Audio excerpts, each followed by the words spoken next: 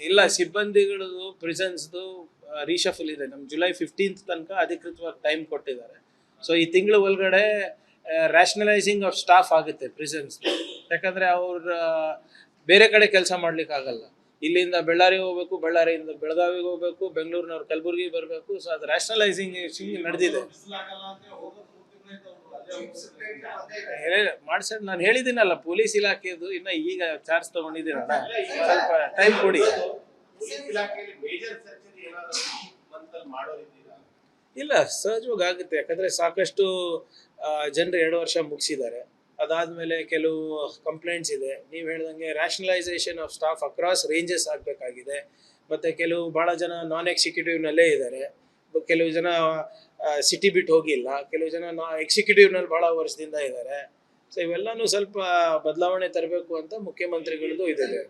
ಎಲ್ಲ PC ಇಂದ ಹಿಡ್ಕೊಂಡು IPS ತನಕ.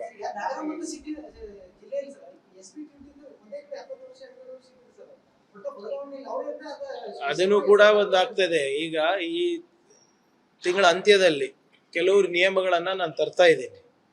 ಅದು ಚರ್ಚೆಗೆ ಆಗಲೇ ಅದನ್ನ ಒಂದು 8 ಸಲಹೆಗಳನ್ನ ನಾನು ಆಗಲೇ ನೀಡಿದ್ದೀನಿ.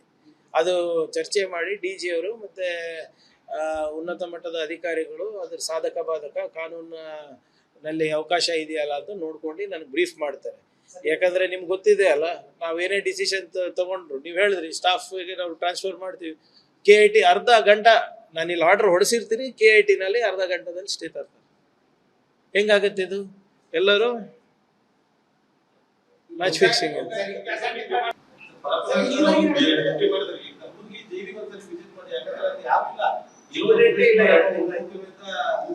ಇಲ್ಲ, ಸಿಬ್ಬಂದಿಗಳದು ಪ್ರಿಸನ್ಸ್ದು ರೀಶಫಲ್ ಇದೆ. ನಮ್ಮ ಜುಲೈ 15 ತನಕ ಅಧಿಕೃತವಾಗಿ ಟೈಮ್ ಕೊಟ್ಟಿದ್ದಾರೆ. ಸೊ ಈ ತಿಂಗಳ ಒಳಗಡೆ ರ್ಯಾಷನಲೈಸಿಂಗ್ ಆಫ್ ಸ್ಟಾಫ್ ಆಗುತ್ತೆ ಪ್ರಿಸನ್ಸ್. ಯಾಕಂದರೆ ಅವ್ರ ಬೇರೆ ಕಡೆ ಕೆಲಸ ಮಾಡ್ಲಿಕ್ಕೆ ಆಗಲ್ಲ. ಇಲ್ಲಿಂದ ಬಳ್ಳಾರಿಗೆ ಹೋಗ್ಬೇಕು, ಬಳ್ಳಾರಿಯಿಂದ ಬೆಳಗಾವಿಗೆ ಹೋಗ್ಬೇಕು, ಬೆಂಗಳೂರಿನವ್ರು ಕಲಬುರ್ಗಿಗೆ ಬರಬೇಕು. ಸೊ ಅದು ರ್ಯಾಷನಲೈಸಿಂಗ್ ನಡೆದಿದೆ. ಮಾಡ್ಸೋದು ನಾನು ಹೇಳಿದ್ದೀನಲ್ಲ, ಪೊಲೀಸ್ ಇಲಾಖೆದು ಇನ್ನು ಈಗ ಚಾರ್ಜ್ ತಗೊಂಡಿದ್ದೀನಲ್ಲ, ಸ್ವಲ್ಪ ಟೈಮ್ ಕೊಡಿ. ಇಲ್ಲ, ಸಹಜವಾಗಿ ಆಗುತ್ತೆ. ಯಾಕಂದರೆ ಸಾಕಷ್ಟು ಜನರು 2 ವರ್ಷ ಮುಗಿಸಿದ್ದಾರೆ. ಅದಾದಮೇಲೆ ಕೆಲವು ಕಂಪ್ಲೇಂಟ್ಸ್ ಇದೆ. ನೀವು ಹೇಳ್ದಂಗೆ rationalisation of staff across ranges ಆಗಬೇಕಾಗಿದೆ. ಮತ್ತು ಕೆಲವು ಭಾಳ ಜನ ನಾನ್ ಎಕ್ಸಿಕ್ಯೂಟಿವ್ನಲ್ಲೇ ಇದ್ದಾರೆ. ಕೆಲವು ಜನ ಸಿಟಿ ಬಿಟ್ಟು ಹೋಗಿಲ್ಲ. ಕೆಲವು ಜನ ಎಕ್ಸಿಕ್ಯೂಟಿವ್ನಲ್ಲಿ ಭಾಳ ವರ್ಷದಿಂದ ಇದ್ದಾರೆ. ಸೊ ಇವೆಲ್ಲನೂ ಸ್ವಲ್ಪ ಬದಲಾವಣೆ ತರಬೇಕು ಅಂತ ಮುಖ್ಯಮಂತ್ರಿಗಳದ್ದು ಇದೆ.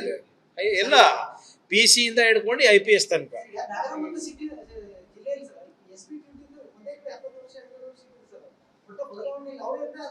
ಅದನ್ನು ಕೂಡ ಒಂದು ಆಗ್ತದೆ. ಈಗ ಈ ತಿಂಗಳ ಅಂತ್ಯದಲ್ಲಿ ಕೆಲವರು ನಿಯಮಗಳನ್ನ ನಾನು ತರ್ತಾ ಇದ್ದೀನಿ. ಅದು ಚರ್ಚೆಗೆ ಆಗಲೇ ಅದನ್ನ ಒಂದು 8 ಸಲಹೆಗಳನ್ನ ನಾನು ಆಗಲೇ ನೀಡಿದ್ದೀನಿ. ಅದು ಚರ್ಚೆ ಮಾಡಿ DG ಅವರು ಮತ್ತೆ ಉನ್ನತ ಮಟ್ಟದ ಅಧಿಕಾರಿಗಳು ಅದ್ರ ಸಾಧಕ ಬಾಧಕ ಕಾನೂನಿನಲ್ಲಿ ಅವಕಾಶ ಇದೆಯಲ್ಲ ಅಂತ ನೋಡ್ಕೊಂಡು ನನಗೆ ಬ್ರೀಫ್ ಮಾಡ್ತಾರೆ. ಯಾಕಂದ್ರೆ ನಿಮ್ಗೆ ಗೊತ್ತಿದೆ ಅಲ್ಲ, ನಾವೇನೇ ಡಿಸಿಷನ್ ತಗೊಂಡ್ರು, ನೀವು ಹೇಳಿದ್ರಿ ಸ್ಟಾಫ್ಗೆ ನಾವು ಟ್ರಾನ್ಸ್ಫರ್ ಮಾಡ್ತೀವಿ. KIT ಅರ್ಧ ಗಂಟೆ ನಾನು ಇಲ್ಲಿ ಆರ್ಡರ್ ಹೊಡಿಸಿರ್ತೀನಿ, KIT ನಲ್ಲಿ ಅರ್ಧ ಗಂಟೆದಲ್ಲಿ ಸ್ಟೇ ತರ್ತಾರೆ. ಹೆಂಗಾಗತ್ತೆ ಇದು? ಎಲ್ಲರೂ ಮ್ಯಾಚ್ ಫಿಕ್ಸಿಂಗ್.